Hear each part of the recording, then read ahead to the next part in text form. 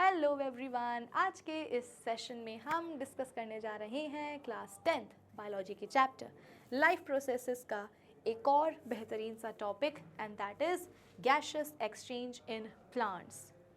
Previous sessions में हम अब तक बात करते आ रहे हैं रेस्पिरेशन लाइफ प्रोसेस के ऊपर और अभी तक हमने ह्यूमन बींग्स में किस तरीके से रेस्पिरेशन की प्रक्रिया होती है ये अच्छी तरह से समझ लिया है।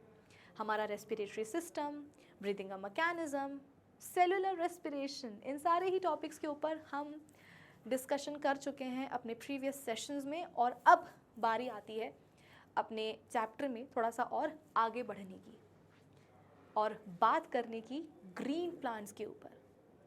आज के इस सेशन में हम ये समझने की कोशिश करेंगे कि हमारे ग्रीन प्लांट्स में किस तरीके से रेस्पिरेशन की प्रक्रिया होती है।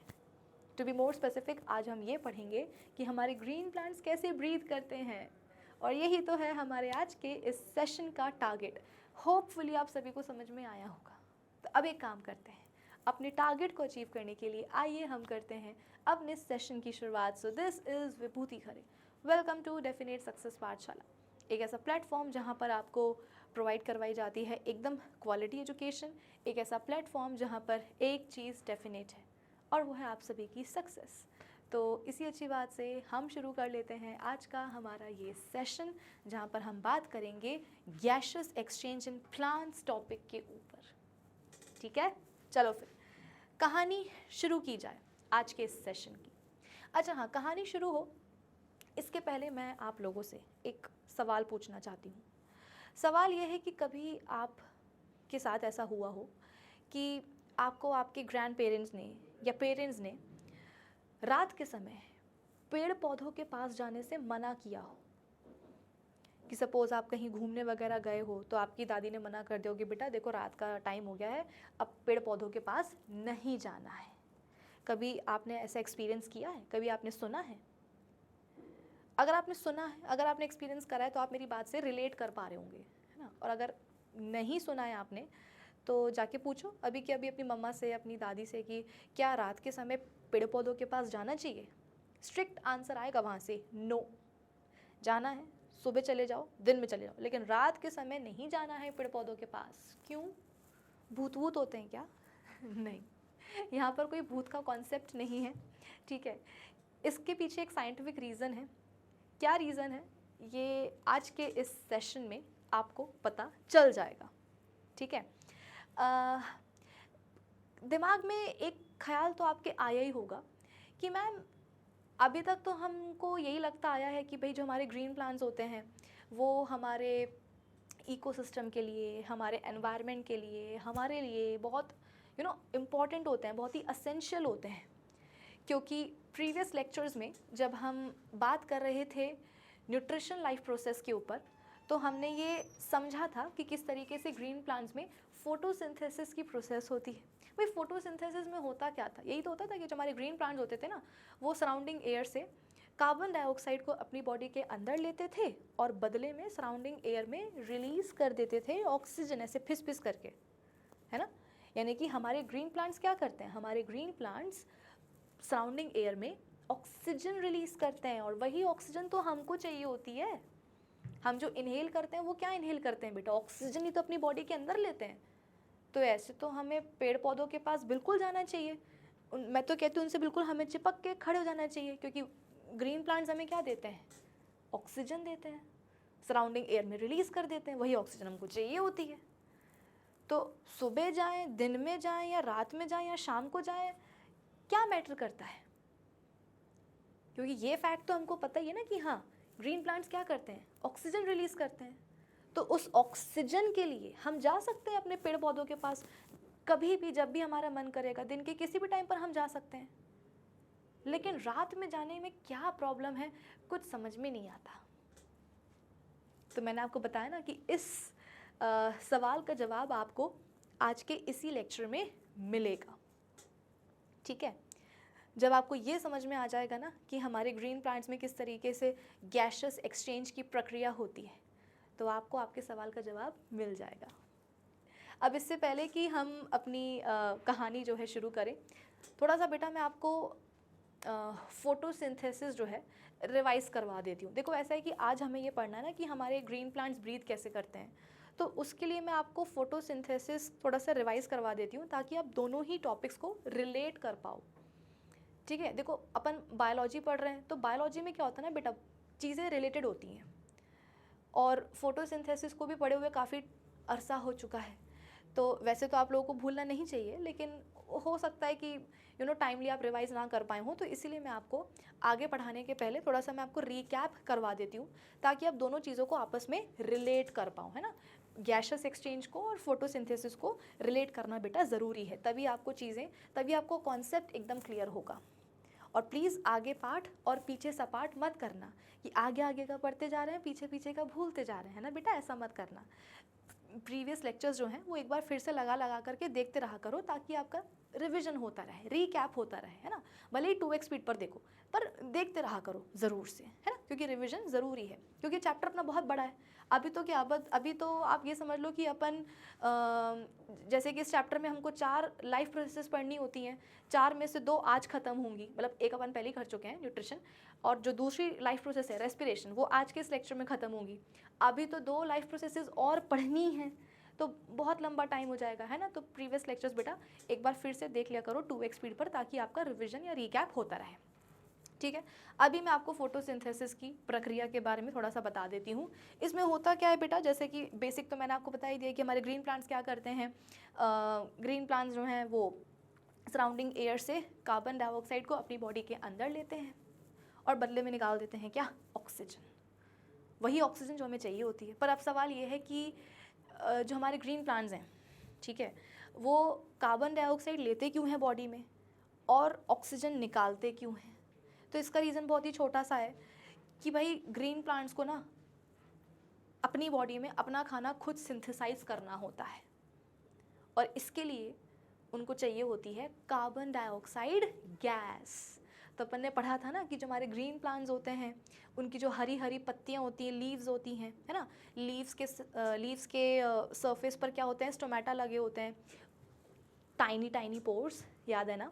तो उन्हीं स्टोमेटा से क्या होता है, उन्हीं स्टोमेटा से सराउंडिंग एयर में जो कार्बन डाइऑक्साइड गैस होती है, वो गैस स्टोमेटा के थ्रू कहाँ जाती है, वो gas carbon dioxide gas stomatal opening या स्टोमेटल अपर्चर्स के थ्रू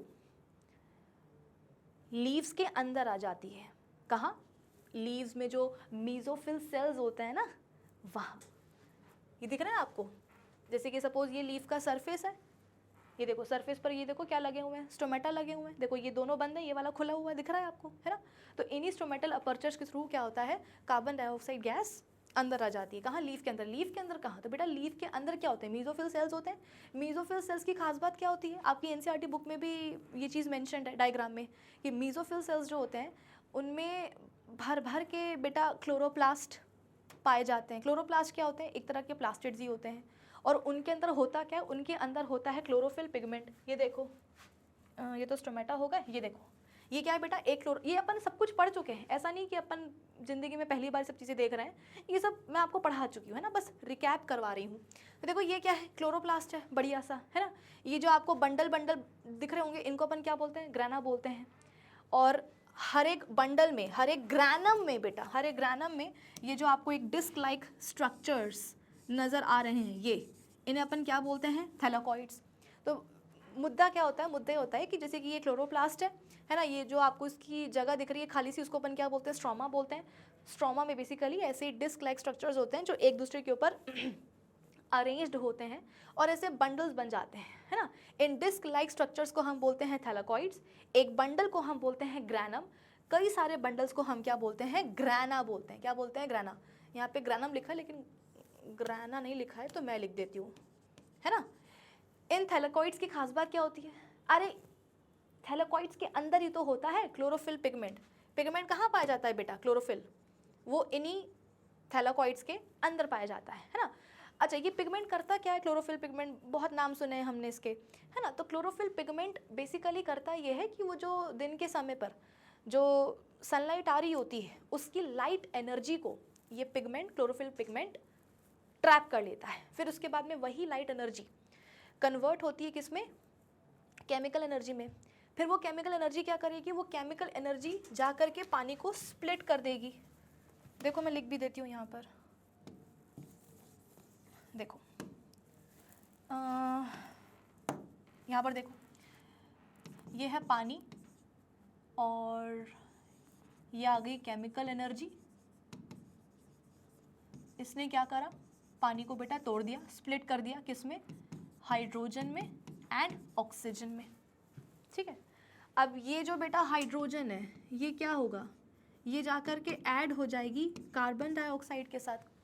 कार्बन डाइऑक्साइड कहाँ से आ गई, अभी तो मैंने बताया था 2 मिनट पहले कि ये जो लीव्स के सरफेस पर स्टोमेटा लगे होते हैं, ये इन्हीं स्टोमेटल अपर्चर्स के थ्रू कार्बन डाइऑक्साइड लीफ के अंदर आ जाती है, सराउंडिंग एयर से कहाँ जाती है, लीफ के अंदर जाती है, मेसोफिल सेल्स में घुस जाती है। मेसोफिल सेल्स में भी कहाँ, माइटोकॉन्ड्रिया में, लाइसोसोम्स में।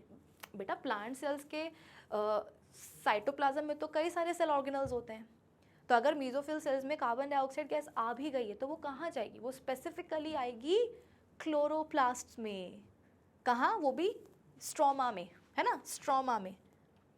ये दिख रही है खाली जगह, ये यहाँ पर आ जाती है कार्बन डाइऑक्साइड गैस। ठीक है, बिल्कुल घुसते घुसते घुसते घुसते घुसते घुसते अल्टीमेटली कहाँ पहुँच गई, प्लांट सेल्स में, जो मतलब वो जो लीव्स में जो वो मेसोफिल सेल्स हैं उनके साइटोप्लाज्म में जो क्लोरोप्लास्ट हैं उनके अंदर घुस करके कहाँ जाती है, वो स्ट्रोमा में आ जाती है। ठीक है, तो जो हाइड्रोजन यहाँ पर बना है, पानी को स्प्लिट किया गया ना, केमिकल एनर्जी ने क्या करा, पानी को स्प्लिट करा, हाइड्रोजन रिलीज हो गया। ये हाइड्रोजन क्या करेगा, आकर के स्ट्रोमा में जो कार्बन डाइऑक्साइड पड़ी है उससे उसके ऊपर आकर के ऐसे चिपक जाएगा। अब तुम खुद ही दिमाग लगाओ, कार्बन है, ऑक्सीजन है और हाइड्रोजन है, तो ये तीनों मिल करके क्या बना लेंगे बेटा, ये तीनों मिल करके बना लेंगे, अरे वही जिसका मुझे था इंतजार, अरे ग्लूकोज, अपना गुल्लू बन गया भैया, गुल्लू बन गया।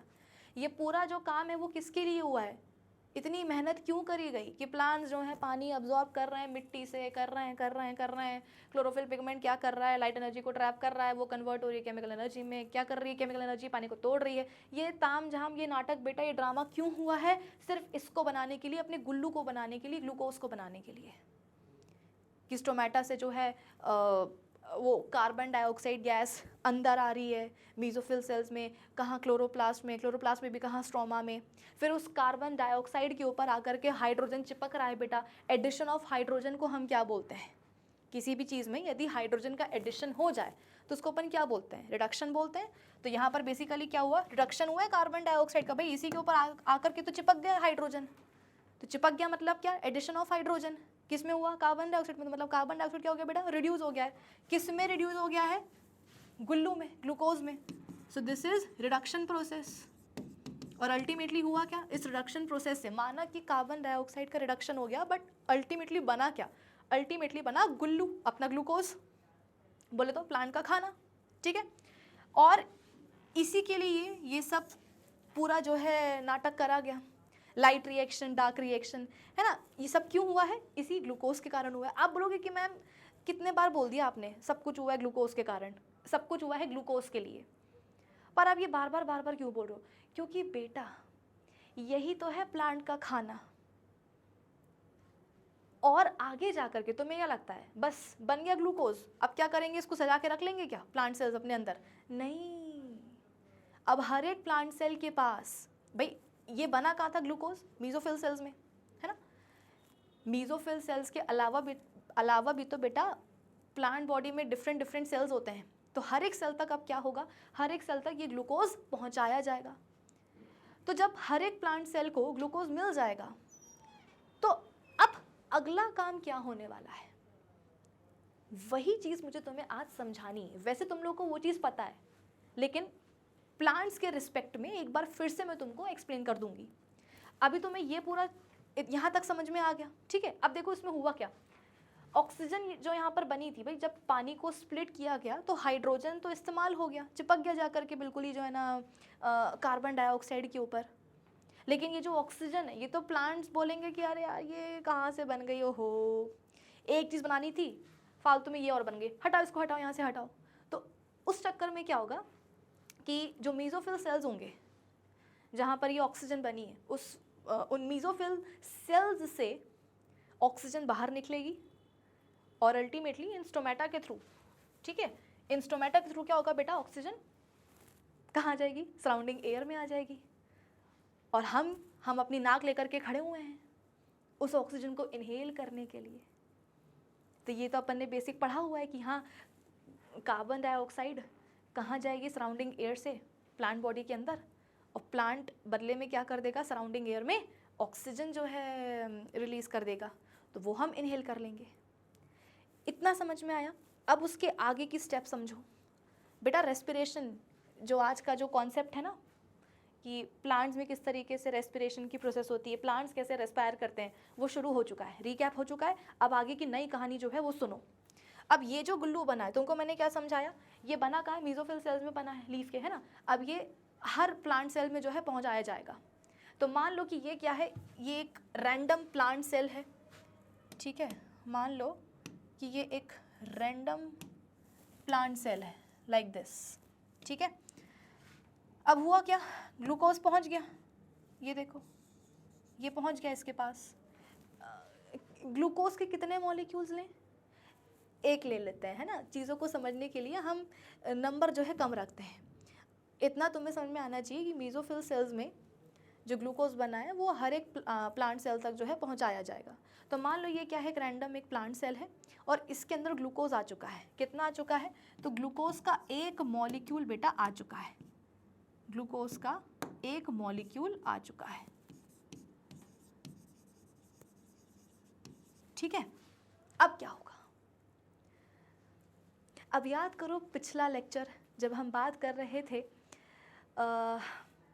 सेलुलर रेस्पिरेशन की प्रक्रिया की, और मैंने वहाँ पर आपको समझाया था कि हमारे बॉडी के हर एक सेल में ब्लड स्ट्रीम से ग्लूकोज पहुँच जाता है। सेल में जब ग्लूकोज जाता है तो क्या होता है, अरे उसको तोड़ा जाता है कि नहीं, उसका ब्रेक डाउन करवाया जाता है या नहीं। तो बेटा ये भी तो क्या है, एक प्लांट सेल ही तो है, इसमें भी तो ग्लूकोज पहुंचा है, तो इसका भी वही हाल होने वाला है जो कि हमारी बॉडी के सेल में हुआ था। हमारे बॉडी के सेल में जब ग्लूकोज पहुंचता है तो उसको तोड़ते हैं। क्यों तोड़ते हैं, ताकि उससे एनर्जी डिराइव की जा सके बेटा। तो ये जो प्लांट सेल में ग्लूकोज पहुंचा है, इसकी आरती नहीं उतरेगी, इसको भी तोड़ा जाएगा ताकि इससे एनर्जी डिराइव करी जा सके, और उस एनर्जी का इस्तेमाल करके प्लांट सेल्स क्या करें, अपनी रिस्पेक्टिव केमिकल एक्टिविटीज परफॉर्म करें। सिर्फ फोटोसिंथेसिस पर ही आकर के कहानी नहीं रुक जाती है कि तुम सोचोगे कि हाँ भाई फोटोसिंथेसिस हो गया, ग्लूकोज बन गया, हर प्लांट सेल क्या करेगा, उस ग्लूकोज को अपने अंदर सजा के रख लेगा। सजाना नहीं है, ग्लूकोज बना है तो उसका इस्तेमाल भी तो होगा। तुम्हारे घर में अगर दाल रोटी बनती है तो क्या मम्मी उसको डाइनिंग टेबल पे सजा के रख देती हैं क्या, नहीं, उसको खाया जाता है, उसको यूटिलाइज किया जाता है। तो वैसे ही प्लांट सेल्स में जो मीजोफिल मतलब प्लांट बॉडी में जो मीजोफिल सेल्स हैं, उनमें जो ग्लूकोज बना है बेटा, वो ग्लूकोज भी इस्तेमाल किया जाएगा ताकि एनर्जी निकल सके, एनर्जी डिराइव की जा सके। तो ये क्या है, ये एक रैंडम प्लांट सेल है जिसके अंदर पहुंच गया है क्या, अपना गुल्लू ग्लूकोज। अब इसको तोड़ा जाएगा, इसको तोड़ा जाएगा, क्या बनेगा, पायरुवेट बनेगा। पायरुवेट बनेगा, कितने मॉलिक्यूल्स बनेंगे पायरुवेट के, 2 मॉलिक्यूल्स बन जाएंगे भाई। ग्लूकोज में ग्लूकोज का एक मॉलिक्यूल जब टूटता है तो पायरुवेट के 2 मॉलिक्यूल्स बन जाते हैं। ग्लूकोज क्या है, 6 कार्बन मॉलिक्यूल है, मतलब कि ग्लूकोज के एक मॉलिक्यूल में कार्बन के 6 एटम्स होते हैं, वहीं पायरुवेट के एक मॉलिक्यूल में कार्बन के 3 एटम्स होते हैं, है ना। तो 6 कार्बन एटम्स 3-3 में डिवाइड हो जाते हैं। तो अल्टीमेटली क्या होता है, पायरुवेट के 2 मॉलिक्यूल्स बन जाते हैं। फिर ये दोनों मॉलिक्यूल्स क्या करते हैं, अपनी जान बचाने के लिए घुस जाते हैं माइटोकॉन्ड्रियन में या माइटोकॉन्ड्रिया में। याद आया कि नहीं आया ये, ठीक है। मान लो कि ये क्या है, माइटोकॉन्ड्रिया है। तो इसके अंदर क्या होगा बेटा, इसके अंदर पायरुवेट के दोनों मॉलिक्यूल्स पहुंच जाएंगे अपनी जान बचाने के लिए। पर इनको क्या पता था, इनको क्या पता था कि जहाँ ये छिपने के लिए जा रहे हैं वो तो खुद ही क्या है, दुश्मन का अड्डा है। दुश्मन बोले तो गैस करो बेटा, ऑक्सीजन। ये देखो ये आ जाएगी ऑक्सीजन, कहाँ, माइटोकॉन्ड्रिया के अंदर। और क्या करेगी आकर के, वही करेगी जो इसका काम है बेटा, ये आकर के पायरुवेट के दोनों मॉलिक्यूल्स को तोड़ देगी। किस में तोड़ देगी, कार्बन डाइऑक्साइड में, ठीक है, ये देखो, ये सबसे पहले यहाँ पे बना देती हूँ, ये है पायरुवेट के 2 मॉलिक्यूल्स, ठीक है, इनको आकर के ये तोड़ देगी और अल्टीमेटली क्या बन जाएगा, एंड प्रोडक्ट कार्बन डाइऑक्साइड, पानी, और ये निकली ढेर सारी एनर्जी भैया। तो ध्यान रखना बच्चों, प्लीज़ ध्यान रखना कि सिर्फ फोटोसिंथेसिस पे ही कहानी आकर के नहीं रुक जाती है, कहानी उसकी आगे की भी होती है कि फोटोसिंथेसिस में जो ग्लूकोज बना था, अब वो ग्लूकोज हर एक प्लांट की बॉडी के सेल के पास पहुंचेगा, जहाँ पर उसको तोड़ा जाएगा पायरुवेट में, फिर वो पायरुवेट के दोनों मॉलिक्यूल्स कहाँ पहुँचेंगे, माइटोकॉन्ड्रिया में, वहाँ पर ऑक्सीजन भी आ जाएगी, ठीक है, और फिर वो क्या करेगी, कंप्लीट ऑक्सीडेशन करवा देगी, या कंप्लीट ब्रेकडाउन करवा देगी पायरुवेट मॉलिक्यूल्स का इनटू कार्बन डाइऑक्साइड, वाटर, और निकलेगी ढेर सारी एनर्जी, और इसी एनर्जी को क्या करेंगे ये प्लांट सेल्स जो होंगे वो इस्तेमाल करेंगे डिफरेंट केमिकल एक्टिविटीज़ परफॉर्म करने के लिए। अब यहाँ पे आपके दिमाग की बत्ती जलेगी, क्या कि मैम ये जो आपने सेलुलर रेस्पिरेशन की प्रक्रिया बताई, ये बेटा ये क्या है, ये सेलुलर रेस्पिरेशन ही तो है, तो यहाँ पे मैं लिख दूँ सेल्यूलर रेस्पिरेशन इन प्लांट्स, है ना। तो यहाँ पर ये जो हुआ है इसमें तो मैम ऑक्सीजन की मतलब रिक्वायरमेंट थी, और कार्बन डाइऑक्साइड यहाँ पर एज अ बाय प्रोडक्ट निकला है।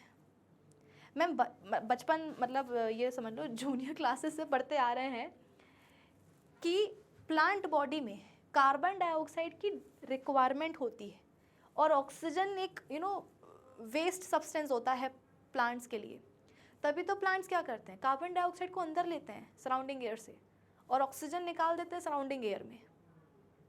लेकिन मैम यहाँ पर तो पासा पलट गया, क्या पलट गया कि मैम यहाँ पर अब रिक्वायरमेंट आ रही है किसकी, ऑक्सीजन की, और बाय प्रोडक्ट क्या बन रहा है, या मतलब वेस्ट क्या है यहाँ पर, कार्बन डाइऑक्साइड।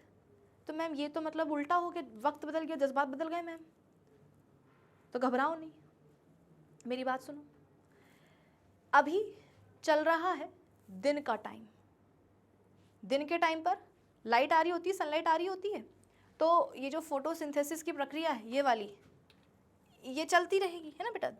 दिन का टाइम है, बड़ा मस्त। अरे फोटोसिंथेसिस कहाँ चली गई, उड़ गई फोटोसिंथेसिस, रुको ले आते हैं उसको। ये ठीक है, तो दिन का समय है, दिन के समय लाइट आ रही है, सनलाइट आ रही है, फोटोसिंथेसिस चल रही है। मतलब ग्रीन प्लांट्स क्या कर रहे हैं, सराउंडिंग एयर से कार्बन डाइऑक्साइड को ले रहे हैं और बदले में क्या कर रहे हैं, ऑक्सीजन रिलीज कर रहे हैं। तो तुम्हारे दिमाग में आएगा कि ओह लगता है दिन के टाइम पर रेस्पिरेशन ही चलेगा। नहीं, दिन के टाइम पर यदि फोटोसिंथेसिस हो रही है मेसोफिल सेल्स में, तो दिन के टाइम पर बाकी के जो प्लांट के जो सेल्स हैं उनमें सेलुलर रेस्पिरेशन भी चलेगा, ये भी होगा। ये मत समझना कि एक टाइम पर एक ही चीज़ होगी, नहीं नहीं नहीं, एक टाइम पर हमारी बॉडी में भी तो कई तरह की प्रक्रिया होती है ना बेटा। अभी मेरी बॉडी में एक्सक्रीशन भी चल रहा है, ब्रेकफास्ट करके आई हूँ तो डाइजेशन भी हो रहा होगा, रेस्पिरेशन तो कर ही रही हूँ, बॉडी में कंट्रोल एंड कोऑर्डिनेशन भी चल रहा है, मेरे ग्लैंड्स हार्मोन्स निकाल ही रहे होंगे। तो हमारी बॉडी में भी तो एक समय पर कई सारी प्रक्रिया होती है ना। तो प्लांट बॉडी में भी होती है कि अगर दिन के समय पर फोटोसिंथेसिस हो रहा है तो दिन के समय पर सेलुलर रेस्पिरेशन भी होगा। बेटा सेलुलर रेस्पिरेशन तो 24 घंटे होता है प्लांट सेल्स में, फोटोसिंथेसिस होती है केवल दिन दिन में जब सनलाइट आती है, रात के टाइम पर फोटोसिंथेसिस नहीं होती है। लेकिन सेलुलर रेस्पिरेशन पूरे दिन चलेगा 24 आवर्स, ठीक है। तो होता क्या है, दिन के टाइम पर जब फोटोसिंथेसिस हो रही होती है अलॉन्ग विथ सेलुलर रेस्पिरेशन, तो सेलुलर रेस्पिरेशन में, ठीक है, सेलुलर रेस्पिरेशन में जो कार्बन डाइऑक्साइड गैस प्रोड्यूस हो रही है बेटा, वो फोटोसिंथेसिस में यूटिलाइज हो जाती है। भाई फोटोसिंथेसिस हो रही है ना दिन में, फोटोसिंथेसिस में क्या चाहिए, रॉ मटेरियल कार्बन डाइऑक्साइड। तो मैंने क्या बोला कि दिन के टाइम पर जब सेलुलर रेस्पिरेशन चल रहा होता है उसमें जो कार्बन डाइऑक्साइड गैस प्रोड्यूस होती है एज अ बाय प्रोडक्ट, वो इस्तेमाल हो जाती है फोटोसिंथेसिस में, क्योंकि फोटोसिंथेसिस में अल्टीमेटली क्या होना है, कार्बन डाइऑक्साइड का रिडक्शन ही तो होना है ना। और जो ऑक्सीजन फोटोसिंथेसिस में बन रही होती है एज अ बाय प्रोडक्ट, उसमें से थोड़ी ऑक्सीजन बेटा इस्तेमाल हो जाती है दिन के समय सेलुलर रेस्पिरेशन में, क्योंकि भाई सेलुलर रेस्पिरेशन में क्या चाहिए, रॉ मटेरियल। सेलुलर रेस्पिरेशन में चाहिए है रॉ मटेरियल ऑक्सीजन। तो दिन के टाइम पर क्या हो रहा है, फोटोसिंथेसिस हो रही है, ऑक्सीजन बनी रही है, वो तो वेस्ट ही है। प्लांट बोलेगा कि अगर नहीं इस्तेमाल करना तो मैं तो निकाल ही रहा हूँ उसको बाहर। तो दिन के टाइम पर जब सेलुलर रेस्पिरेशन एंड फोटोसिंथेसिस साथ साथ चल रहे होते हैं ना बेटा, तो एक रिएक्शन के जो बाय प्रोडक्ट्स होते हैं वो दूसरी प्रोसेस के रिएक्टेंट्स बन जाते हैं। कि यहाँ पर कार्बन डाइऑक्साइड गैस जो रिलीज हुई है सेलुलर रेस्पिरेशन में, वो पूरी की पूरी इस्तेमाल हो जाएगी कहाँ, फोटोसिंथेसिस में।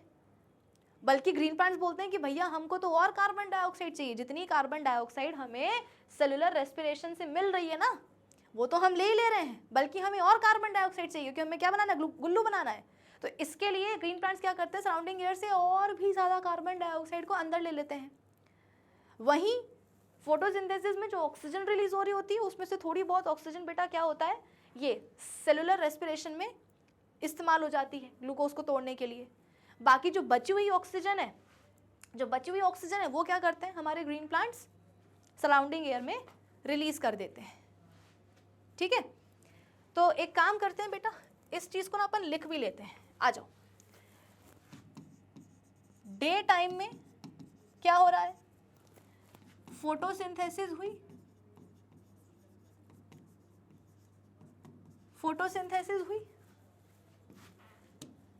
उसमें कार्बन डाइऑक्साइड यूटिलाइज होना है, या मैं इसको ऐसे लिख देती हूँ, देखो रॉ मटेरियल क्या है, कार्बन डाइऑक्साइड, और वेस्ट क्या है, ऑक्सीजन। ठीक है, वहीं अगर हम बात करेंगे cellular respiration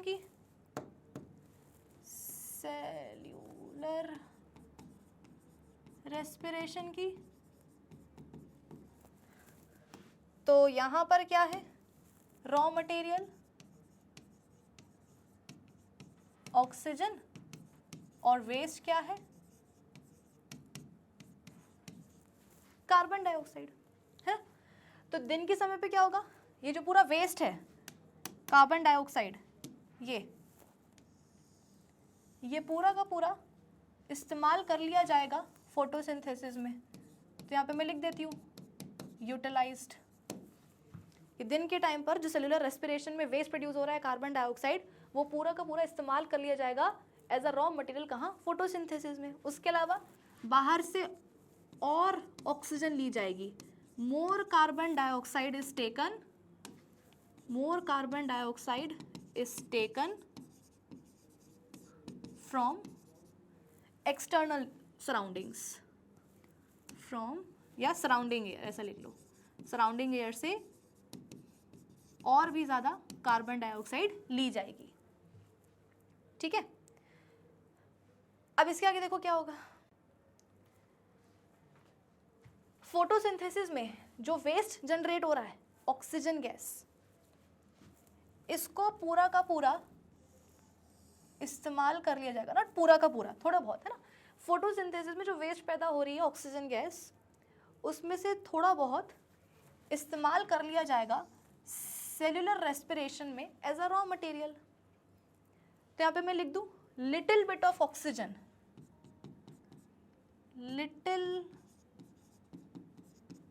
little bit of oxygen जो कि फोटोसिंथेसिस में बनी है, वो इस्तेमाल हो जाएगी सेलुलर रेस्पिरेशन में एक रॉ मटेरियल के तौर पे। जो रिमेनिंग ऑक्सीजन है बेटा, वो सराउंडिंग में, एक्सटर्नल सराउंडिंग में रिलीज हो जाएगी।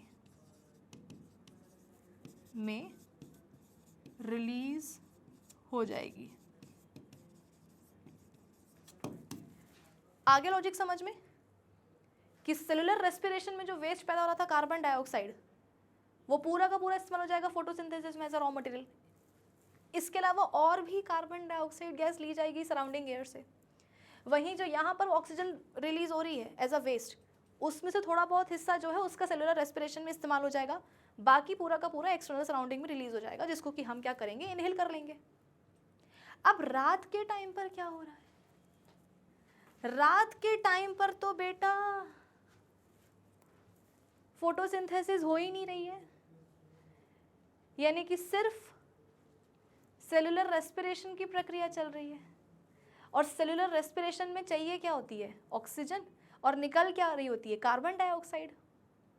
रात के समय फोटोसिंथेसिस तो हो नहीं रहा है, रात के समय तो फोटोसिंथेसिस हो नहीं रहा है कि यहाँ पर जो है कार्बन डाइऑक्साइड इस्तेमाल कर ली जाए और ऑक्सीजन को जो है रिलीज कर दिया जाए।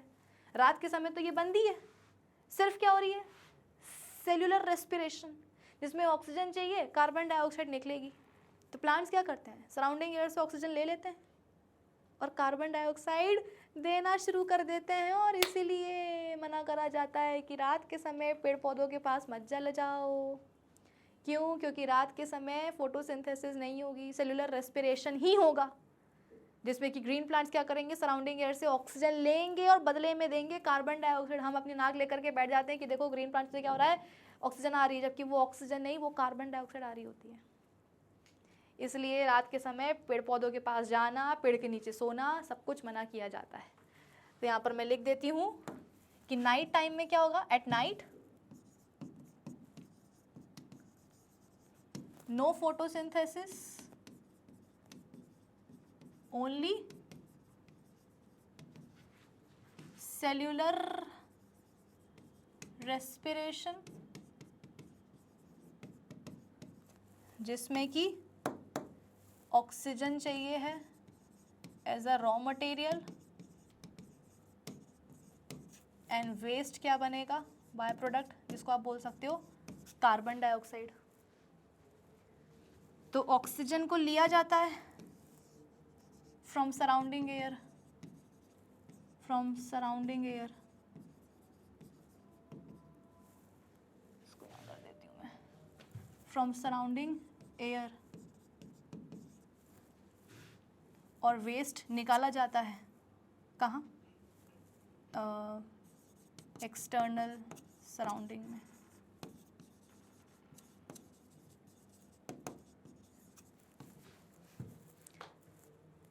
ठीक है, ऑक्सीजन ली जाएगी और कार्बन डाइऑक्साइड दी जाएगी।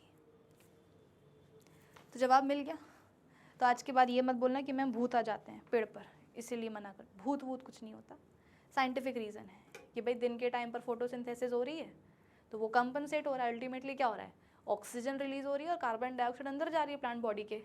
लेकिन रात के समय क्योंकि फोटोसिंथेसिस हो नहीं रही है, सिर्फ सेलुलर रेस्पिरेशन हो रहा है, तो उस चक्कर में क्या होगा, जो ग्रीन प्लांट्स होंगे वो ऑक्सीजन ले लेंगे और कार्बन डाइऑक्साइड सराउंडिंग एयर में रिलीज कर देंगे। ठीक है, चलो।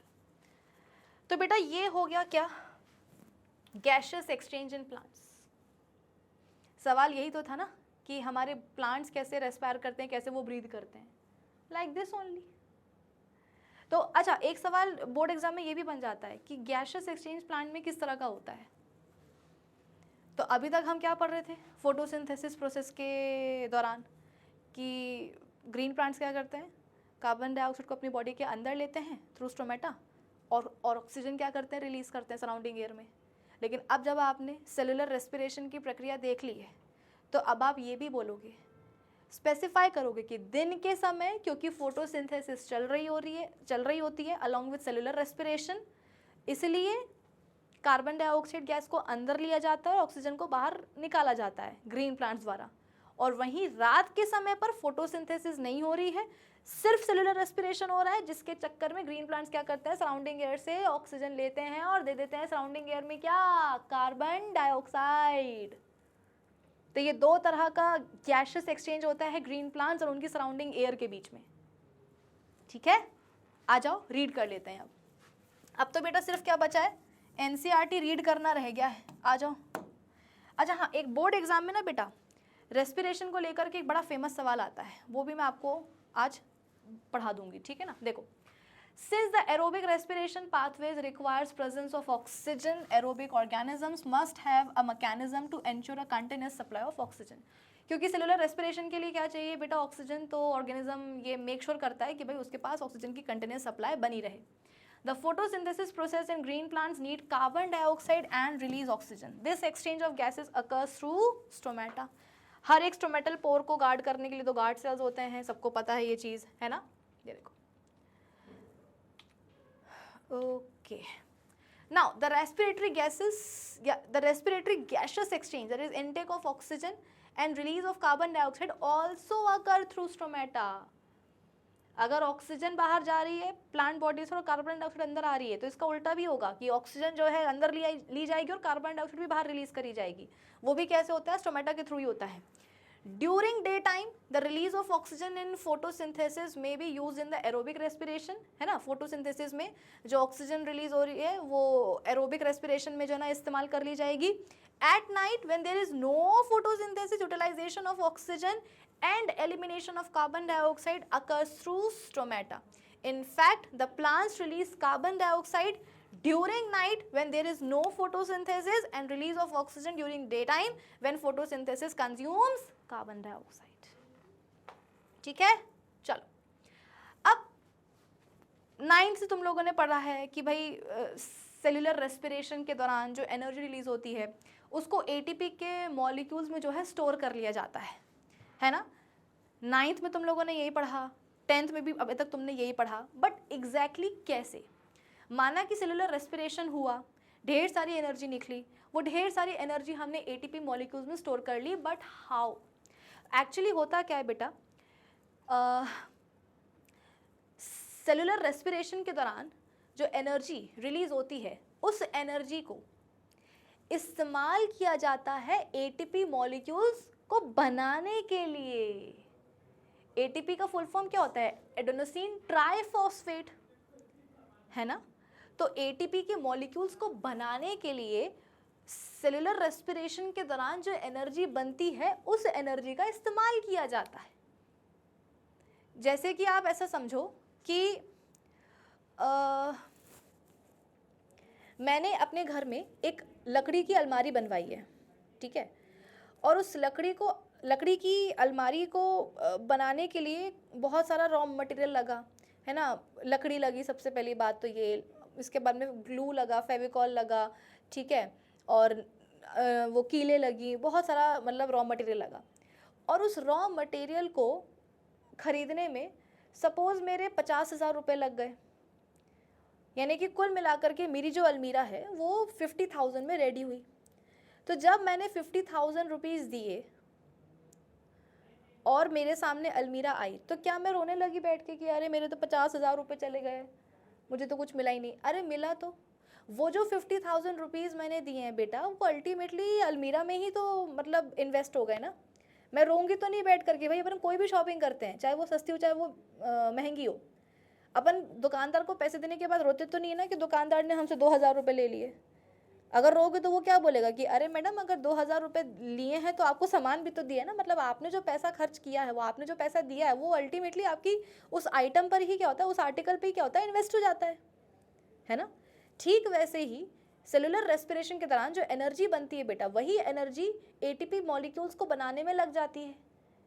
इनफैक्ट मतलब इन शॉर्ट एटीपी मॉलिक्यूल्स में ही क्या होता है, वो एनर्जी जा कर के स्टोर हो जाती है। जैसे कि 50,000 की मैंने अलमारी खरीदी, बनवाई, है ना, तो मेरे जो 50,000 हैं वो कहाँ इन्वेस्ट हो गए? उस अलमारी में हो गए। अब कल को मैं उसी अलमीरा को बेचूंगी तो क्या होगा?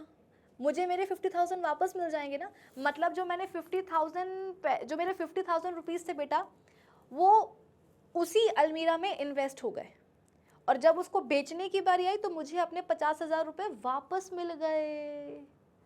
ठीक वैसे ही जो एनर्जी बनती है सेलुलर रेस्पिरेशन में, वो एनर्जी एटीपी के मॉलिक्यूल्स को बनाने में इस्तेमाल हो जाती है। इस्तेमाल हो गई मतलब क्या? अल्टीमेटली उसी में जाकर के स्टोर हो गई। और फिर जब उन्हीं एटीपी मॉलिक्यूल्स को तोड़ा जाता है तो वही एनर्जी क्या होती है बेटा? रिलीज़ हो जाती है। अलमारी बेची तो मुझे मेरे 50,000 रुपये वापस मिल गए ना।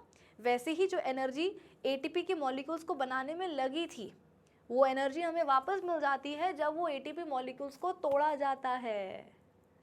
समझे? तो होता क्या है, एटीपी के एक मॉलिक्यूल को बनाने के लिए, एक एटीपी का मॉलिक्यूल बनता कैसे है वो देख लो। एक्चुअली एक एडीपी मॉलिक्यूल होता है। अब आप बोलोगे कि मैम ये एडीपी क्या है? एडेनोसिन डाइफॉस्फेट, है ना। एटीपी का होता है एडेनोसिन ट्राइफॉस्फेट, फॉस्फेट के 3 ग्रुप, ठीक है। तो एटीपी के मॉलिक्यूल को बनाने के लिए हमारे पास क्या होता है, एडीपी होता है, एडेनोसिन डाइफॉस्फेट। ये एक मॉलिक्यूल होता है जिसमें कि फॉस्फेट के 2 ग्रुप ऑलरेडी होते हैं। अब हमें इनऑर्गेनिक फॉस्फेट का एक और ग्रुप जोड़ना होता है। हमारे पास एडीपी मॉलिक्यूल होता है और उस मॉलिक्यूल में फॉस्फेट के 2 ग्रुप ऑलरेडी प्रेजेंट होते हैं। अब हमको इनऑर्गेनिक फॉस्फेट का एक और ग्रुप इसमें जोड़ना होता है एडीपी में। तो एडीपी में इनऑर्गेनिक फॉस्फेट ग्रुप को जोड़ने के लिए, आई रिपीट, एडीपी मॉलिक्यूल में इनऑर्गेनिक फॉस्फेट ग्रुप को जोड़ने के लिए एनर्जी लगती है। और वही एनर्जी कहाँ से आएगी, सेलुलर रेस्पिरेशन में, कि ऑर्गेनिज्म की बॉडी के सेल्स में जो सेलुलर रेस्पिरेशन की प्रक्रिया हुई है उसमें जो एनर्जी बनी है उसी एनर्जी का इस्तेमाल कर लिया जाएगा एडीपी मॉलिक्यूल में इनऑर्गेनिक फॉस्फेट ग्रुप को जोड़ने के लिए। तो होगा क्या, एनर्जी लग गई तो इनऑर्गेनिक फॉस्फेट ग्रुप जो है वो एडीपी में जुड़ जाएगा। एडीपी में ऑलरेडी फॉस्फेट के 2 ग्रुप थे, एक और जुड़ गया तो क्या बन गए, कितने फॉस्फेट ग्रुप हो गए, अब 3 हो गए। तो अब हम क्या बोलेंगे, एटीपी यानी कि adenosine triphosphate, adenosine triphosphate. Adenosine diphosphate था हमारे पास, फॉस्फेट के ऑलरेडी 2 ग्रुप थे उस मॉलिक्यूल में, हमने एक और फॉस्फेट ग्रुप जोड़ दिया तो कितने हो गए, ट्राई। तो क्या बन गया मॉलिक्यूल, क्या बन गया बेटा मॉलिक्यूल, एडेनोसिन ट्राइफॉस्फेट। आई बात समझ में।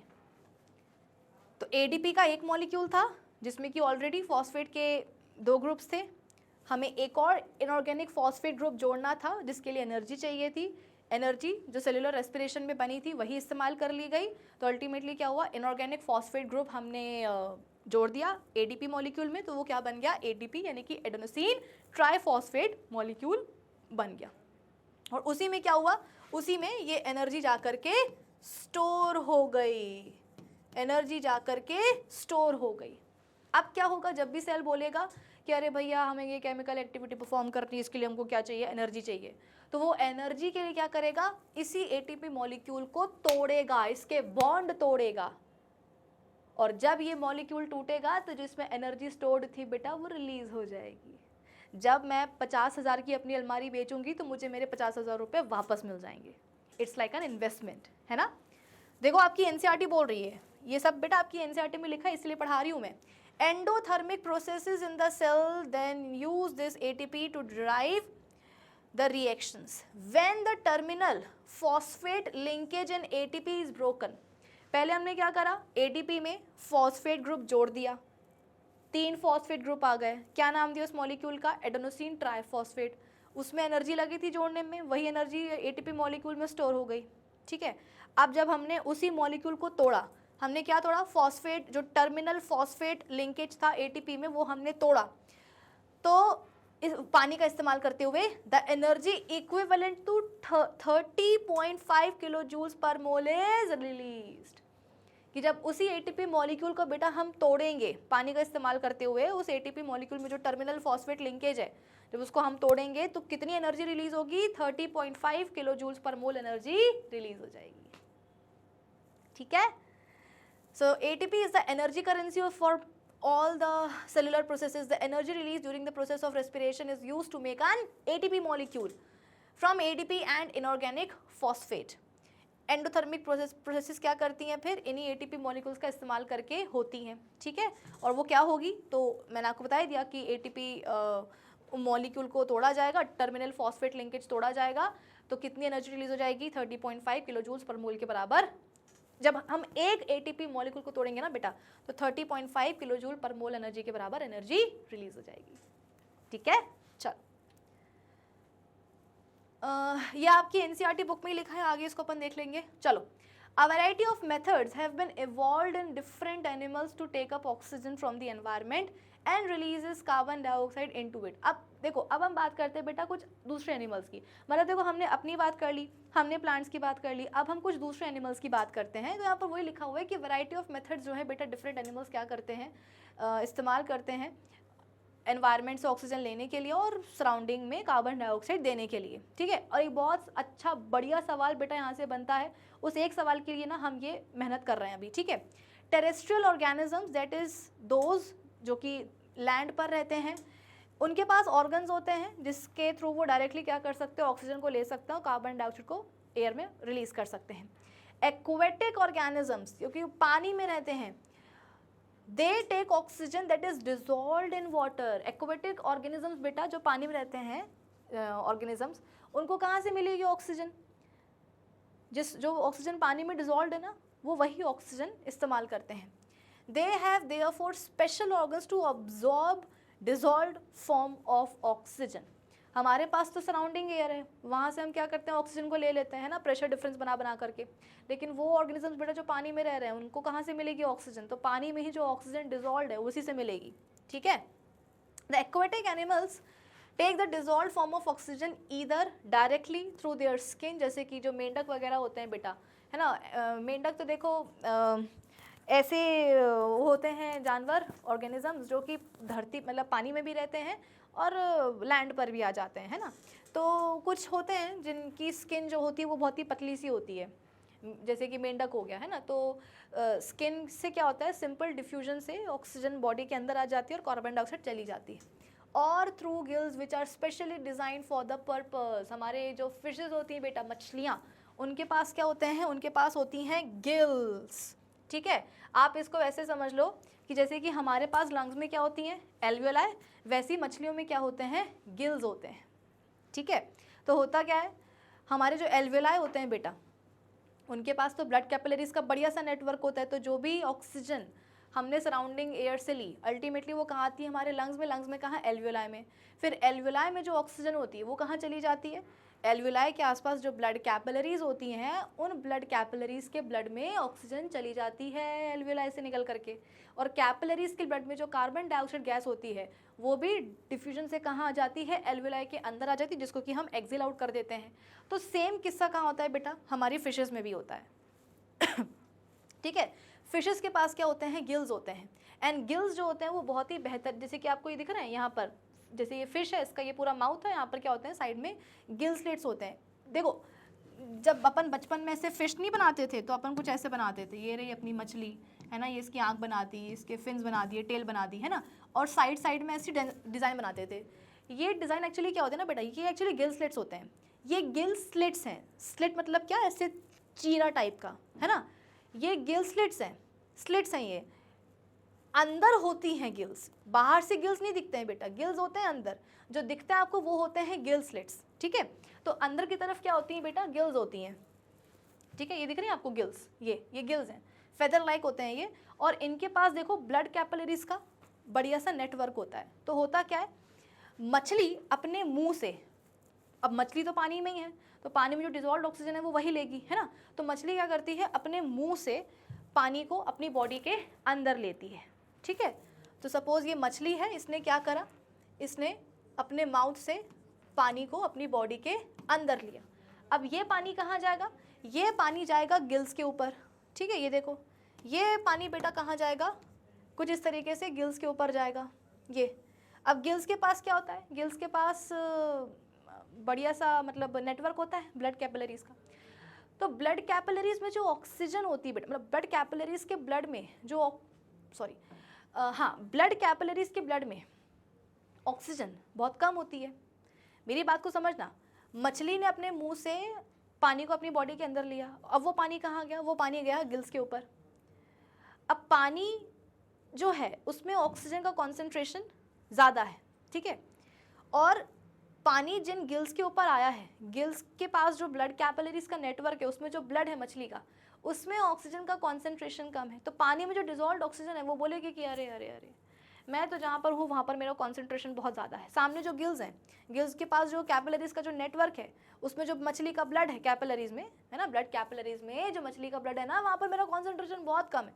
तो मैं अपने हाई कॉन्सेंट्रेशन से लो कॉन्सेंट्रेशन में आ जाऊँगी। मतलब कि पानी में जो डिजॉल्व ऑक्सीजन है बेटा, पानी में जो डिजॉल्व ऑक्सीजन है वो कहाँ आ जाएगी, वो आ जाएगी मछली के ब्लड में। पानी में जो डिजॉल्व ऑक्सीजन है ना, मतलब जैसे ही पानी मुंह से कहाँ आया, बॉडी के अंदर आया मछली के और उसके गिल्स के पास आया, तो पानी में जो ऑक्सीजन थी, डिजॉल्व ऑक्सीजन, वो डिफ्यूज़ होकर के कहाँ आ जाएगी, गिल्स के पास जो ब्लड कैपिलरीज थी उनमें जो ब्लड था मछली का उसमें आ जाएगी, और ब्लड में जो कार्बन डाइऑक्साइड गैस थी वो कहाँ आ जाएगी, वो आ जाएगी पानी में। अब क्या होगा, वही पानी फिर साइड में जो गिल स्लिट्स होते हैं ना उससे बाहर निकल के आ जाएगा।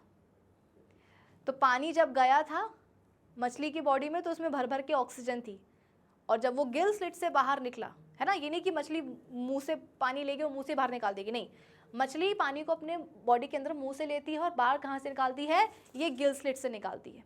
यहाँ से पानी अंदर जाता है और बाहर कैसे निकलता है, यहाँ से निकलता है, ठीक है, गिल स्लिट से।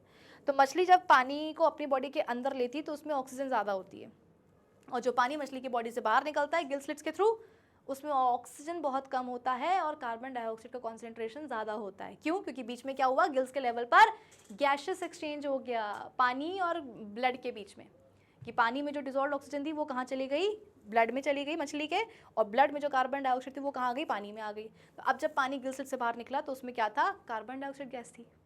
तो कुछ इस तरीके से हमारी मछलियाँ क्या करती हैं बेटा, ब्रीथ करती हैं, गैसेस एक्सचेंज। ठीक है, चल आगे बढ़ते हैं। कहाँ थे हम, हाँ ये हो गया था अपना, यहाँ तक हो गया था। Next, the aquatic animals take the dissolved form of oxygen either directly through their skin by simple diffusion or through gills which are specially designed for this purpose. Next point, since the amount of oxygen dissolved in water is fairly low, सवाल यहीं से बनता है बेटा, ये जो statement आपके सामने लिखा है ना ये बहुत ज़रूरी स्टेटमेंट है, very very very very important statement, जितने वेरी लगा सको उतने लगा लेना, ये बहुत ही ज़्यादा इंपॉर्टेंट स्टेटमेंट है। कई बार इसके ऊपर सवाल बन चुका है कि पानी में जो डिजॉल्व ऑक्सीजन होती है बेटा वो बहुत कम होती है ना, the amount of oxygen dissolved in water is fairly low, the aquatic animals must breathe faster to get sufficient oxygen. जैसे कि कभी कभी जब अपन बात कर रहे थे प्रीवियस लेक्चर में एनारोबिक सेलुलर रेस्पिरेशन का, जब हम अपनी बॉडी में एनारोबिक सेलुलर रेस्पिरेशन की बात कर रहे थे कि कभी कभी जब हम बहुत एक्सरसाइज करते हैं या दौड़ते भागते तो क्या होता है, हमारा ब्रीदिंग रेट बढ़ जाता है ना। क्यों? क्योंकि जिस समय हम कोई विगरस फिजिकल एक्टिविटी कर रहे होते हैं तो उस समय हमारे स्केलेटल मसल सेल्स को ज़्यादा एनर्जी बनानी होती है, जिसके लिए वो बोलते हैं कि भैया हमको ज़्यादा ऑक्सीजन चाहिए, हमको ज़्यादा ग्लूकोज चाहिए, तब जा करके हम ज़्यादा एनर्जी बना पाएंगे। तो क्योंकि हमारे बॉडी के सेल्स में ऑक्सीजन की डिमांड बढ़ जाती है तो हमारे लंग्स क्या करते हैं, जल्दी जल्दी जल्दी जल्दी जल्दी जल्दी सांस लेते हैं, मतलब अपना जो ब्रीदिंग रेट है वो बढ़ जाता है ना। लेकिन जब हम बात करते हैं बेटा फिशेस की या हमारे एक्वेटिक ऑर्गेनिजम्स की, जिनको कि कहाँ से मिलना है ऑक्सीजन, जो पानी में डिजॉल्व है वहीं से मिलना है, तो ज़रा उनकी सोचो, जितनी मतलब जो कॉन्सेंट्रेशन या जो अमाउंट ऑक्सीजन का सराउंडिंग एयर में रहता है वो ज़्यादा है as compare to that amount of oxygen जो कि पानी में डिजॉल्व है। तो जो हमारे एक्वेटिक ऑर्गेनिजम्स है बेटा, जिस पानी में वो है वहाँ पर पानी कम है, जिस पानी में वो है उस पानी में ऑक्सीजन का अमाउंट कम है, लेकिन बॉडी में डिमांड तो ज़्यादा है। तो बॉडी की ज़्यादा डिमांड को फुलफिल करने के लिए क्या करते हैं बेटा, वो ज़ोर ज़ोर से सांस लेते हैं, मतलब उनका ब्रीदिंग रेट टेरेस्ट्रियल एनिमल्स से ज़्यादा रहता है। और उसके ऊपर बहुत बार सवाल आ चुका है कि जो एक्वेटिक एनिमल्स होते हैं या जो एक्वेटिक ऑर्गेनिजम्स होते हैं उनका ब्रीदिंग रेट फास्टर होता है as compare to terrestrial animals. Why? क्योंकि जो एक्वेटिक एनिमल्स रहते हैं वो डिज़ोल्व्ड ऑक्सीजन इस्तेमाल करते हैं और पानी में जो डिज़ोल्व्ड ऑक्सीजन है उसका अमाउंट कम है as compared to the amount of oxygen present in our surrounding air. ठीक है, तो मान लो कि अगर मैं आपको किसी ऐसी जगह पे एक ऐसे कमरे में बंद कर दूं जहाँ पर ऑक्सीजन कम है, तो आप क्या करोगे, ज़ोर ज़ोर से सांस लोगे ना। क्यों? क्योंकि आपको पता है कि सराउंडिंग एयर में ऑक्सीजन कम है, लेकिन बॉडी सेल्स को तो डिमांड है ऑक्सीजन की, तो हम क्या करेंगे, अपना ब्रीदिंग रेट बढ़ा लेंगे ताकि ज़्यादा से ज़्यादा ऑक्सीजन हमारे बॉडी के अंदर पहुँचे। ठीक है, चलो आगे बढ़ जाते हैं बच्चों। Next, fishes for example take in water through their mouth and force it past the gills. The large surface of the gills is lined with blood capillaries where dissolved oxygen is taken up by the blood and carbon dioxide is released into the external water. Terrestrial organisms including human beings take up oxygen present in the air. ये पूरा वही चीज़ है। ठीक है, चलो आगे बढ़ते हैं। This oxygen is absorbed by such organs जैसे कि lungs which have an increased surface area lined with blood capillaries for the gaseous exchange. These organs are usually placed inside the body just to protect the absorbing surface, है ना. Examples of some specific organs of gaseous exchange in different animals are skin, trachea, book lungs, gills and lungs. Gaseous exchange in fishes takes place through gills. Earthworms use skin and frog use both skin and lungs. जो अपने केचुए होते हैं बेटा, उनकी skin बहुत ही moist और बहुत ही पतली होती है, तो वो अपनी स्किन का इस्तेमाल करते हैं गैशियस एक्सचेंज के लिए. फ्रॉग्स अपनी स्किन और अपने लंग्स दोनों का इस्तेमाल कर सकते हैं for the gaseous exchange. Insects क्या करते हैं, ट्रैकियल सिस्टम होता है जिसका वो इस्तेमाल करते हैं for respiration for gaseous exchange. And human beings के पास उनको पता ही क्या होता है, लंग्स होता है. ठीक है, तो यहाँ तक रेस्पिरेशन के बारे में अपन ने पूरा पढ़ लिया है. अब जरा एनसीईआरटी पूरा क्या बोलती है रेस्पिरेशन टॉपिक के बारे में.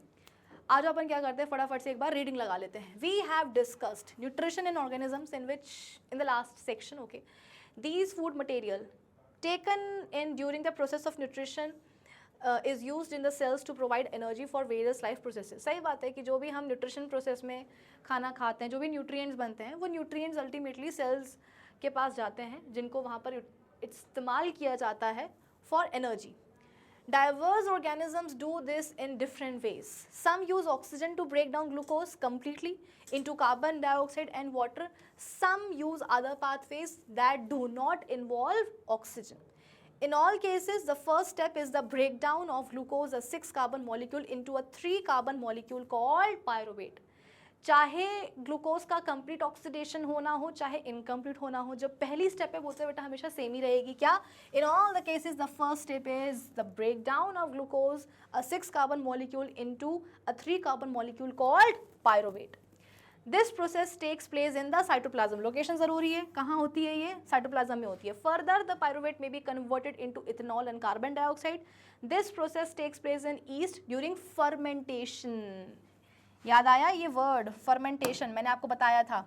ठीक है, चलो, तो ईस्ट में क्या होता है बेटा, पायरुवेट कन्वर्जन होता है किस में, इथेनॉल में और कार्बन डाइऑक्साइड में during the process of fermentation. ठीक है, since the process takes place in the absence of air, इसको अपन क्या बोलेंगे, एनारोबिक रेस्पिरेशन बोलेंगे. Breakdown of pyruvate using oxygen takes place in mitochondria. Oxygen का इस्तेमाल करके जो पायरुवेट को तोड़ा जाता है वो होता है कहाँ, माइटोकॉन्ड्रिया में. और क्योंकि ये प्रोसेस ऑक्सीजन को इन्वॉल्व कर रही है, इसलिए अपन इसको क्या बोलते हैं, एरोबिक रेस्पिरेशन बोलते हैं. This process breaks up the 3-carbon pyruvate molecule to give 3 molecules of carbon dioxide. ये भी एनसीईआरटी ने यहाँ पर मेंशन करा है कि जब एरोबिक रेस्पिरेशन होता है जिसमें कि ग्लूकोज का कंप्लीट ब्रेकडाउन होता है, तो एक ग्लूकोज का मॉलिक्यूल टूटेगा तो पायरुवेट के 2 मॉलिक्यूल्स बनेंगे. और पायरुवेट के जब 2 मॉलिक्यूल्स टूटते हैं बेटा, ठीक है, तो give 3 molecules of carbon dioxide. ठीक है ना, 3 मॉलिक्यूल्स कार्बन डाइऑक्साइड के आपके पास बन जाते हैं. The process breaks up the 3-carbon pyruvate molecule. देखो मैं आपको समझाती हूँ. यहाँ पे देखो, ग्लूकोज के एक मॉलिक्यूल में कार्बन के 6 एटम्स होते हैं, बनते हैं पायरुवेट के 2 मॉलिक्यूल्स. पायरुवेट के 2 मॉलिक्यूल, दोनों मॉलिक्यूल में कार्बन के 3 एटम्स आ जाते हैं. ठीक है, अब अल्टीमेटली इसको भी जोड़ा गया है किसमें, कार्बन डाइऑक्साइड में. तो नेचुरली अगर एक पायरुवेट का मॉलिक्यूल टूटेगा तो 3 कार्बन डाइऑक्साइड के मॉलिक्यूल्स बनेंगे. जब पायरुवेट का एक मॉलिक्यूल बेटा टूटेगा तो कार्बन डाइऑक्साइड के 3 मॉलिक्यूल्स बनेंगे. आप बोलोगे कि मैम 3 क्यों, क्योंकि देखो बेटा ऐसा है, कार्बन के एटम्स का हमें हिसाब किताब तो लगाना पड़ेगा ना भाई. अपन केमिस्ट्री में क्या पढ़ते हैं कि जब भी कोई केमिकल रिएक्शन होती है तो एटम्स का जो नंबर है वो कांस्टेंट रहता है. मतलब जैसे कि अगर कार्बन को कोई कंपाउंड किसी केमिकल रिएक्शन में इन्वॉल्व है, तो रिएक्टेंट में यदि कार्बन के 6 एटम्स हैं तो प्रोडक्ट्स में भी आपको कार्बन के 6 ही एटम्स मिलेंगे. तभी क्या होता है, मॉलिक्यूलर मास कांस्टेंट रहता है. ये अपन ने 9th में पढ़ा हुआ है ना. तो यहाँ पर भी देखो वही है, पूरा हिसाब किताब अपन लेकर के चल रहे हैं कि अगर ग्लूकोज के एक मॉलिक्यूल में कार्बन के 6 एटम्स होते हैं, जब वो टूटता है तो पायरुवेट के 2 मॉलिक्यूल्स बनते हैं और दोनों में कार्बन के 6 एटम्स आ जाते, 3 एटम्स आ जाते हैं. अब जब पायरुवेट का एक मॉलिक्यूल जिसमें कि कार्बन के 3 एटम्स हैं, कार्बन के 3 एटम्स हैं, जब वो टूटेगा तो कार्बन डाइऑक्साइड के देखो 3 मॉलिक्यूल्स बन जाएंगे, क्योंकि कार्बन के हर एक मॉलिक्यूल में कार्बन डाइऑक्साइड के हर एक मॉलिक्यूल में कार्बन का केवल एक ही एटम होता है। तो हमें 3 एटम्स का हिसाब यहाँ पर देना है ना, इसलिए बोला गया है कि जब पायरुवेट का एक मॉलिक्यूल टूटेगा तो कार्बन डाइऑक्साइड के 3 मॉलिक्यूल्स बनेंगे, क्योंकि कार्बन डाइऑक्साइड के हर एक मॉलिक्यूल में केवल कार्बन का एक ही एटम होता है। तो 3 कार्बन एटम्स को ठिकाने लगाने के लिए कार्बन डाइऑक्साइड के 3 मॉलिक्यूल्स बनेंगे। यहाँ पर भी वही होगा कि जब दूसरा पायरुवेट का मॉलिक्यूल टूटेगा तो यहाँ पर भी कार्बन डाइऑक्साइड के 3 मॉलिक्यूल्स बन जाएंगे। ये आपकी एनसीईआरटी में लिखा है बेटा, इसलिए मैं यहाँ पर आपको रीड करवा रही हूँ, समझा रही हूँ, ठीक है। The other product is water. Since this process takes place in the presence of air या oxygen, इसको अपन क्या बोलेंगे बच्चों? Aerobic respiration. The release of energy in this aerobic process is a lot greater than in the anaerobic process. वही है, aerobic respiration में जो energy बनती है वो ज़्यादा बनती है as compared to anaerobic. Sometimes when there is a lack of oxygen in our muscle cells, another pathway for the breakdown of the pyruvate is taken. Here the pyruvate is converted into lactic acid, which is also a 3 carbon molecule. वो भी क्या होता है बेटा? Lactic acid के भी एक molecule में कार्बन के 3 ही एटम्स पाए जाते हैं। This build-up of lactic acid in our muscles during the sudden activity causes cramps. और यही क्या करता है, लैक्टिक एसिड हमारे मसल्स में जम जाता है तो मस्कुलर क्रैम्प्स हमको देखने को मिलते हैं। ये देखो, ये फ्लो चार्ट है बेटा तीनों पाथवेज का, ये आपके लिए बहुत ज़रूरी है, इसको आप एज इट इज़ लर्न कर लीजिएगा, पूरा मैंने आपको एक्सप्लेन कर ही दिया है। The energy released during cellular respiration is immediately used to synthesize a molecule called ATP. जो एनर्जी सेलुलर रेस्पिरेशन में बेटा रिलीज होती है, ठीक है, उसका इमीडिएटली इस्तेमाल कर लिया जाता है ATP के मॉलिक्यूल को बनाने के लिए। एडेनोसिन डाइफॉस्फेट में इनऑर्गेनिक फॉस्फेट ग्रुप को जोड़ने के लिए एनर्जी चाहिए होती है, और जो एनर्जी सेलुलर रेस्पिरेशन में निकली है ना, उसी का इस्तेमाल कर लिया जाता है, which is use to fuel all our activities in the cell. In these processes, ATP is broken down, giving rise to a fixed amount of energy. फिर जब भी एनर्जी की रिक्वायरमेंट होगी तो क्या होगा, ATP मॉलिक्यूल्स को तोड़ा जाएगा जिससे कि एक फिक्स्ड अमाउंट ऑफ एनर्जी निकलेगी, which can drive the endothermic reactions taking place in the cell. अब देखो ATP के बारे में आपकी NCERT बुक क्या बोलती है। ATP is the energy currency of most cellular processes. The energy released during the process of respiration is used to make an ATP molecule from ADP and inorganic phosphate. Endothermic processes in the cell then use this ATP to drive the reactions. When the terminal phosphate linkage in the ATP is broken with the help of water, energy equivalent to 30.5 kilojoules per mole is released. Think of how a battery can provide energy for many different kinds of uses. It can be used to obtain mechanical energy, light energy, electrical energy and so on. Similarly, ATP can be used in the cells for the contraction of muscles. अलग अलग काम करने के लिए ATP को इस्तेमाल कर सकते हैं हम, चाहे मसल्स को कॉन्ट्रैक्शन करना हो, चाहे प्रोटीन सिंथेसिस हो, नर्व इम्पल्स का कंडक्शन हो, और मैनी अदर एक्टिविटीज़, ठीक है। Since the aerobic respiration pathway depends on the oxygen, aerobic organisms need to ensure that there is sufficient intake of oxygen. We have seen that plants exchange gases through stomata, and the large intercellular spaces ensure that all the cells are in contact with the cells. Carbon dioxide and oxygen are exchanged by diffusion here. They can go into cells or away from them and out into the air. The direction of diffusion depends upon the environmental conditions and the requirement of the plant. At night, when there is no photosynthesis, जब रात के समय कोई photosynthesis नहीं होती है, carbon dioxide elimination is the major exchange activity going on.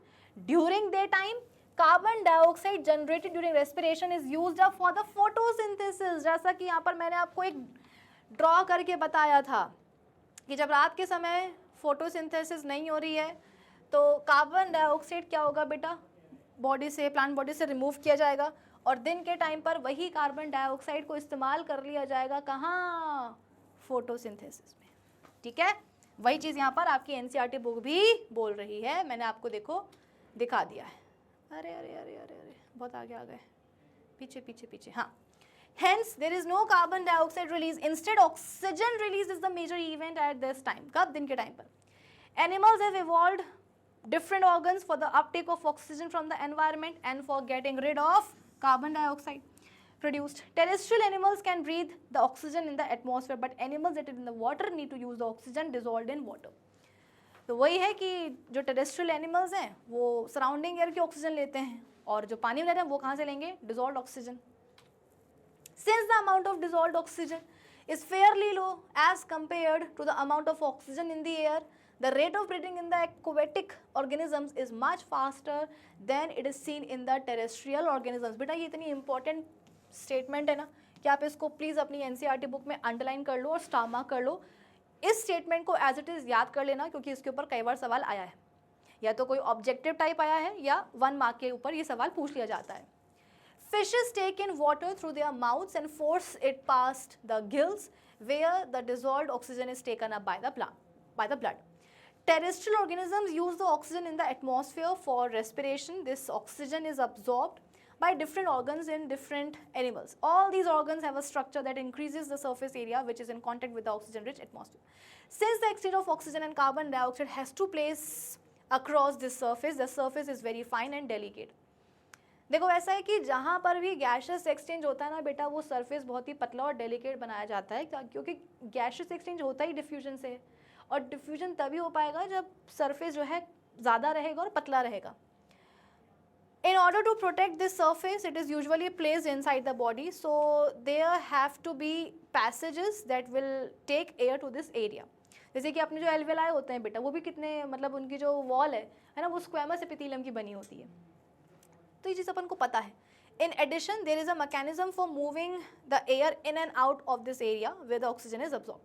In human beings, air is taken into the body through the nostrils, है ना. The air passing through the nostrils is filtered by the fine hairs that line the passage. Nasal air की यहाँ पर बात हो रही है. The passage is also lined with the mucus, which helps in this process with dirt and pollen grains and allergens को trap करने का. From here, the air passes through the throat and into the lungs. Rings of cartilage are present in the throat, मतलब वही pharynx, trachea के around, है ना. This ensures that the air passage does not collapse. Within the lungs, the passage divides into smaller and smaller tubes, which finally terminates into balloon-like structures, जिनको अपन क्या बोलते हैं बच्चों? Alveoli. The alveoli provide the surface where the gaseous exchange takes place. The walls of the alveoli contain a very extensive network of blood capillaries, you can say blood vessels also. As we have seen in earlier years, when we breathe in, we lift our ribs and flatten the diaphragm and the chest cavity becomes larger as a result. वही है जब अपन को inhale करना होता है तो क्या होता है?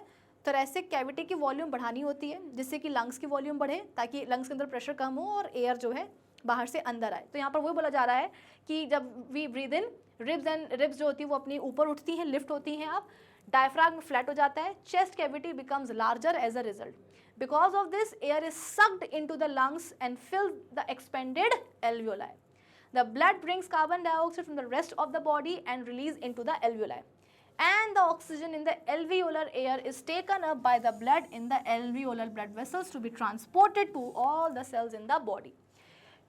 During the breathing cycle, when air is taken in and let out, the lungs always contain a residual volume of air so that there is a sufficient time for oxygen to be absorbed and for the carbon dioxide to be released. ये एक again बहुत ही important statement है. Residual volume पर भी सवाल आ चुका है. क्या बोला जा रहा है कि जब हमारी ये ब्रीदिंग साइकिल चलती है, जब हम इनहेल करते हैं, एक्सहेल करते हैं, थोड़ी बहुत बेटा जो एयर है वो हमारे लंग्स में हमेशा रहती है ना. आप ये मत समझना कि जब हमने इनहेल करा लंग्स में ऑक्सीजन आ गई, एयर आ गई है, और जब हम एक्सहेल करेंगे तो लंग्स से पूरी की पूरी जो एयर है वो बाहर निकल जाएगी. नहीं, थोड़ी बहुत जो एयर है बेटा वो हमारे लंग्स में बनी रहती है, जिसको अपन क्या बोलते हैं? रेसिडुअल वॉल्यूम ऑफ एयर कहते हैं. ये क्यों होता है? ताकि एक सफिशिएंट टाइम बना रहे for oxygen to be absorbed and for the carbon dioxide to be released. ये बहुत इंपॉर्टेंट स्टेटमेंट है, इसके ऊपर भी सवाल आ चुका है. When the body size of animal is large, the diffusion pressure alone cannot take care of oxygen delivery to all the body parts. Body size यदि बड़ा है एनिमल का तो केवल डिफ्यूजन बेटा काफ़ी नहीं है ऑक्सीजन को डिलीवर करने के लिए हर एक बॉडी पार्ट में. इंस्टेड रेस्पिरेटरी पिगमेंट्स जैसे कि haemoglobin takes up the oxygen from the air in the lungs and carry it to the tissues. which are deficient in oxygen before releasing it. In human beings, the respiratory pigment is hemoglobin, which has a very high affinity for oxygen. बहुत प्यार करता है ये oxygen को. This pigment is present in the RBCs. Carbon dioxide is more soluble in water than oxygen and it is mostly transported in the dissolved form in our blood. तो सवाल बन जाता है कि ऑक्सीजन कैसे बॉडी में transport होती है, तो आप बोलोगे हीमोग्लोबिन के थ्रू. हीमोग्लोबिन के साथ वो जुड़ जाती है, ऑक्सी हीमोग्लोबिन नाम का एक टेम्परेरी कॉम्प्लेक्स बनता है. और वहीं अगर हम क्यों ऐसा क्यों, क्योंकि हीमोग्लोबिन की जो मतलब हीमोग्लोबिन की जो एफिनिटी है वो ऑक्सीजन के लिए ज़्यादा है, ज़्यादा प्यार करता है वो हीमोग्लोबिन ऑक्सीजन को, ठीक है ना. कार्बन डाइऑक्साइड बोलते हैं कि नहीं यार मुझे तो हीमोग्लोबिन ज़्यादा पसंद नहीं है, मैं तो मतलब डिजॉल्व फॉर्म में ही क्या करूँगी, ब्लड में ट्रांसपोर्ट करूँगी. मतलब प्लाज्मा में ही जो कार्बन डाइऑक्साइड गैस है बेटा वो प्लाज्मा के थ्रू क्या करती है, बॉडी में उसका ट्रांसपोर्टेशन होता है और ऑक्सीजन का हीमोग्लोबिन के थ्रू, ठीक है. If the alveolar surface were spread out, it would cover about 80 meters square. How much do you think the surface area of your body is? Consider how efficient exchange of gases becomes because of large surface available for the exchange of the takes place. If diffusion were to move oxygen in our body, it is estimated that it would take 3 years for a molecule of oxygen to get to our toes from our lungs. Aren't you glad that we have hemoglobin? मतलब यहाँ पर बताया जा रहा है कि thanks to haemoglobin की जो ऑक्सीजन है वो जल्दी हमारे बॉडी के हर एक सेल तक पहुंच जाती है. अदरवाइज हमारे लंग्स से टो तक ऑक्सीजन के एक मॉलिक्यूल को डिफ्यूजन से पहुंचने में 3 साल लग जाते हैं. दैट्स ऑल गाइस, आज के इस सेशन के लिए बस इतना ही. और आज अपन ने रेस्पिरेशन लाइफ प्रोसेस को पूरा कंप्लीट कर लिया है. आज अपन ने प्लांट्स की बात कर ली है, आज अपन ने अदर एनिमल्स की बात कर ली है जैसे कि फिशेस वगैरह, उनमें कैसे होता है gases exchange and all. NCERT की भी रीडिंग अपन ने लगा ली है. तो यहाँ पर आज के सेशन में रेस्पिरेशन का कॉन्सेप्ट होता है ख़त्म.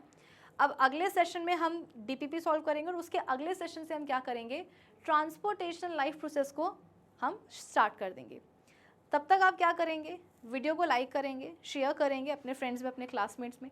और अगर ये सब कुछ करने के बाद भी चैनल सब्सक्राइब नहीं करा है तो कर दीजिएगा. अब हम मिलते हैं अपने अगले सेशन में. तब तक के लिए keep learning with definite success part. चला, bye bye, have a great day.